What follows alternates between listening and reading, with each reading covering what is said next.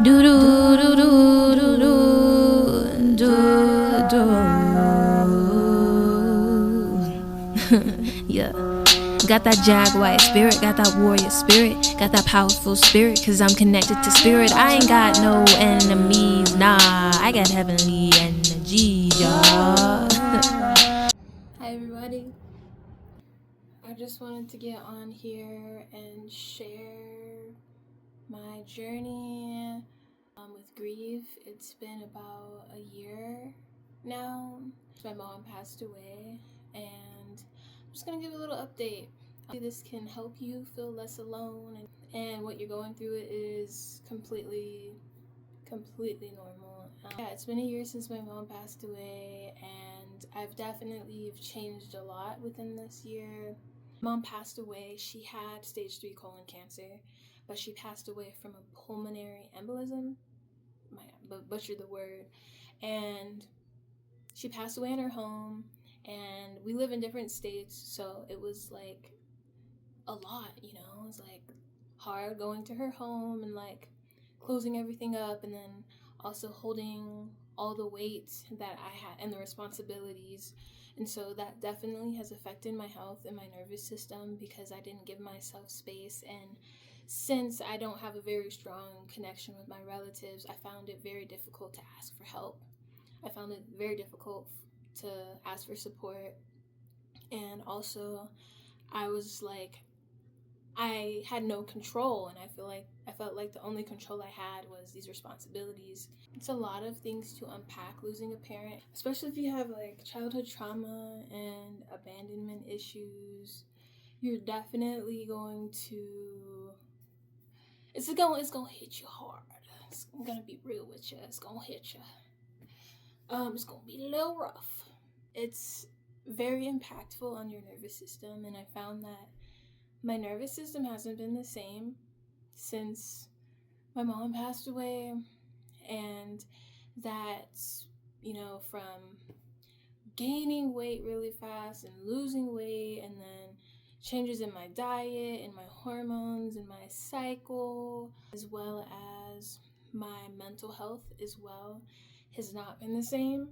And I think one thing you have to do is just accept that this is where you are right now, and how do you want to move forward, and just accepting that that past you is never going to be you again. You also grieve your old self as well, and I definitely find myself reminiscing on just the peace I had before my mom passed away, the joy, the positive mindset, the naiveness I had towards life. Yeah, the grief took my virginity in that way. It's just been a phase, a cycle. It's like I don't really have space for other people. I don't feel comfortable being vulnerable with anybody outside of, like, you know, my close circle and my partner. Don't feel social at all. I don't find joy being around people. I don't find joy connecting with others. It's more so like those moments kind of just remind me of how lonely I am. And it's like, yes, I'm grateful to experience this person and, you know, get out of my comfort zone. But at the same time, it reminds you of the person that you really want to be there. And I found myself just really disconnecting from people. And I feel like that's definitely a big factor in grief. Just the huge disconnect you have with everything. Just take it easy, honestly. And if you are going through this, just know that it is normal.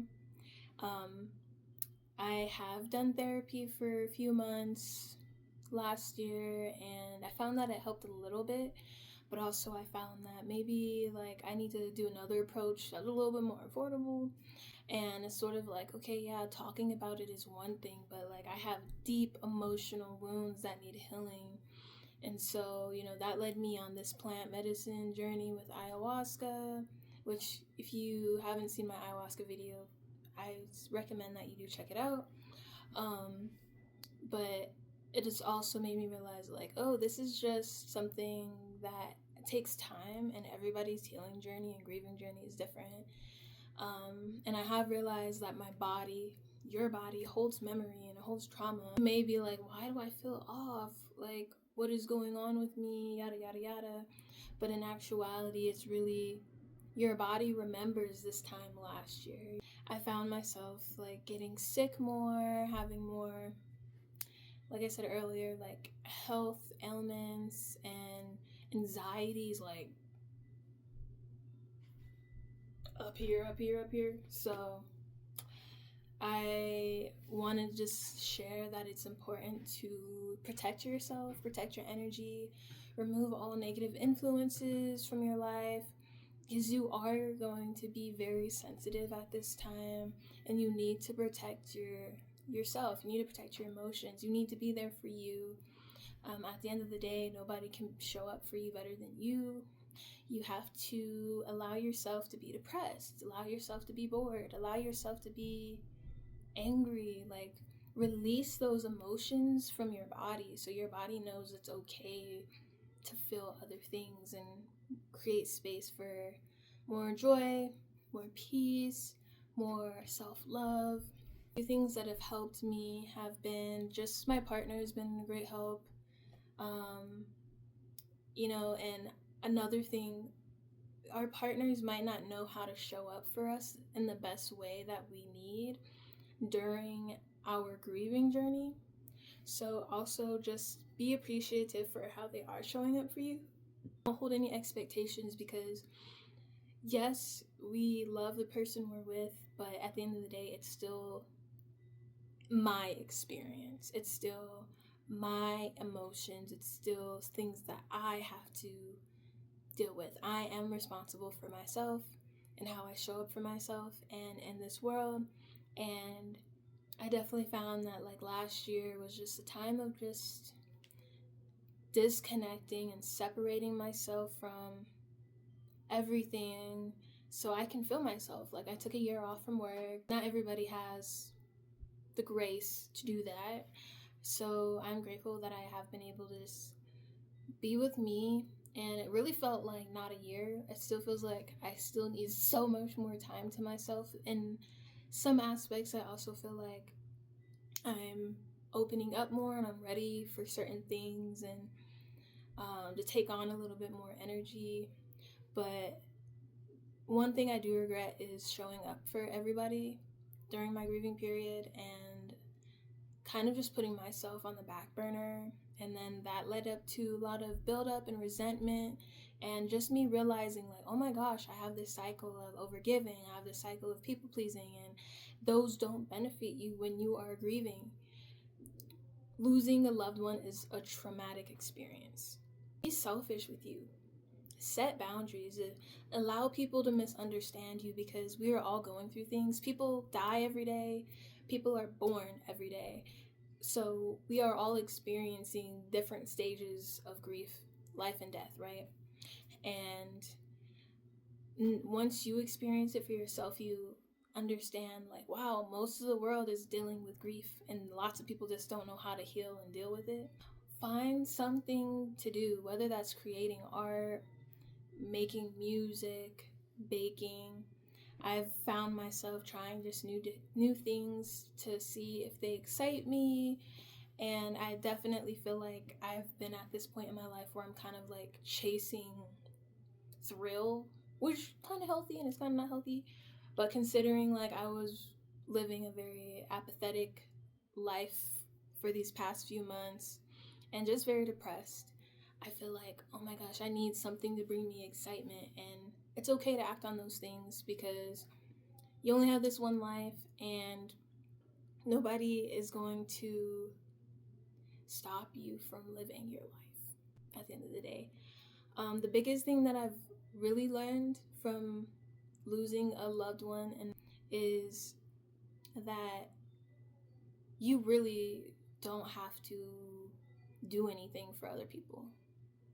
Like, you really don't have to sacrifice yourself. You really don't have to do all these things. And yes, there's virtue in those things, but if you live most of your life doing those things, then you realize how much you really are neglecting you. So the biggest thing I learned is to be selfish. Ask for help. Surround yourself with positive people who support you and uplift you. Let go of things that no longer serve you. You're going to go through this journey and you're going to be like, wow, this doesn't resonate with me anymore. Because grief changes you. Grief teaches you freedom. You don't want to pass away and have regrets, because your happiness at the end of the day is top priority.